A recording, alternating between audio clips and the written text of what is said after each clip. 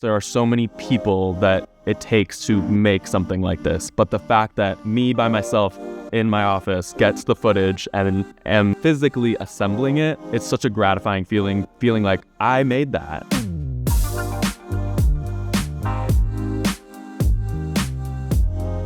Hi, my name is Payton Koch, and I am nominated this year for an Emmy Award for my work on Only Murders in the Building. What I enjoy the most about working on Only Murders is, one, the community of people that's a part of the show. It's such a lovely environment to work in and so collaborative. Everyone's voice is heard and respected, and I really value that. It's not like we're just there robots cutting the show. We really get to put our heart and emotion into it, and I love that. And then about the show, what's so fun is that it's a comedy mystery, but then there's so many dramatic elements. Every episode, it kind of like veers in different genres, so it allows us to sort of play with all different kinds of emotion and genre, whether it's tension and murder, or then you have the comedic moments, or then you have Meryl coming in for an emotional, dramatic thing. And it's just so fun that we get to experiment with all of the different kinds of stories and emotions and genres in the one show. It's not just a comedy show. It's so multidimensional and has everything you could want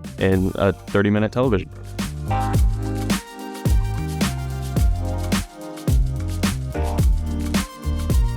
We submitted this episode because my co-editor and I, Shelly, did this one together, she's been my mentor for some years now, and we decided to submit this one because we did it together and we wanted to share this experience. And we also just felt that the episode was so strong. It opening with Meryl's character's voiceover, and we have this big reveal of her story, which was a big turning point of the show. You had Charles's character performing his big Pickwick triplet number with this complicated split screen sequence that was very challenging for us. And so in the end, we were so proud of how it came out that we were like, this is, what has to be recognized. When it was time to, submit stuff, it was easy. We were like, Sits Probe is the episode.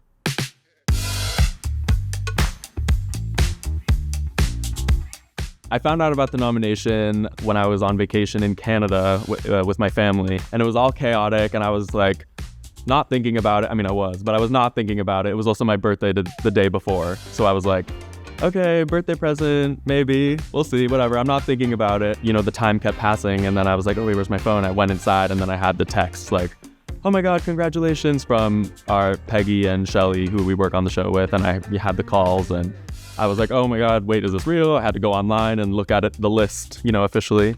And then it was trembling. We were screaming and hugging, and it was just so surreal. And I feel so proud of the work that we've done on the show, and to be recognized at this point in my career I feel so lucky and grateful. And it's so exciting.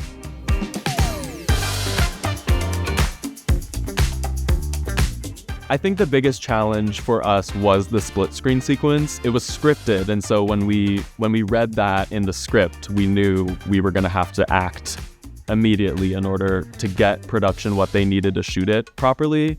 What we did when we worked with Robert Pulcini and Sherry Springer Berman, our directors, they had this idea to sort of make a map of what the split screen was going to be. And so then in pre-production, we and our assistants made this title card sequence where we had the names of which action was going to be happening, and then we mapped it all out where we would move the frames and put it here, and we worked with him to get it to a place where we felt like, okay, going in to shoot this, we will be ready, production will know what they need to get, how the camera will move, what needs to be framed. And so from the beginning through the end, that sequence in and of itself was definitely the most challenging aspect of the episode. By the time we got to the finished product and it was there and done, we were all just in awe of how it came out so well. I'd say that was the most challenging part, and we're super proud of it.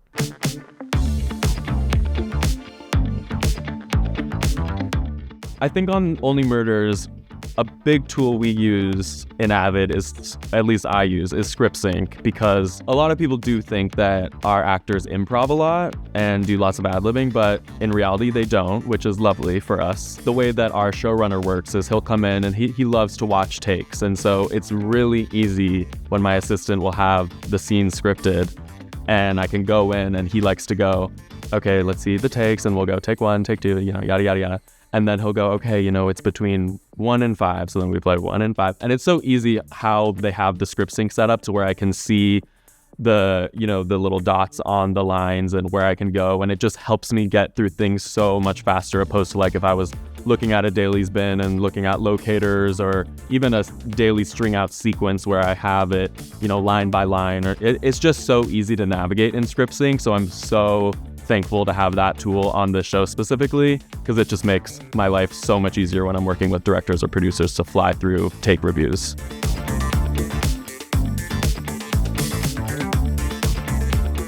I think knowing Media Composer has helped me just feel confident in storytelling. At this point, it's so second nature and you just know how to do anything. It allows me to just really focus on what the real job is, which is telling the story and the picture in and of itself. What I love about being an editor is, the most basic answer is storytelling, but I love the idea of creating an episode or a film, like the actual creation of it. Of course, there are so many people that it takes to make something like this, but the fact that me by myself in my office gets the footage and am physically assembling it, there's something so satisfying about that to me.